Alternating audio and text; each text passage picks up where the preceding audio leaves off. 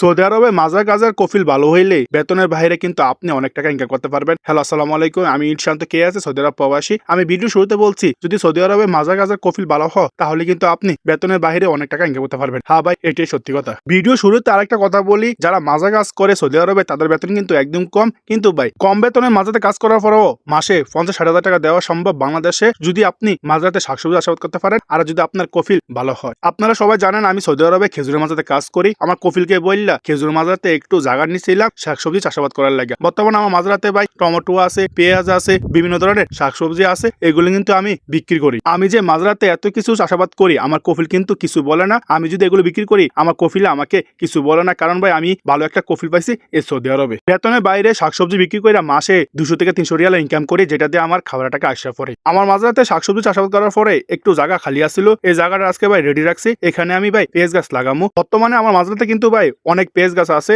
আলহামদুলিল্লাহ ভাই এগুলো কষ্ট করে লাগাইছি।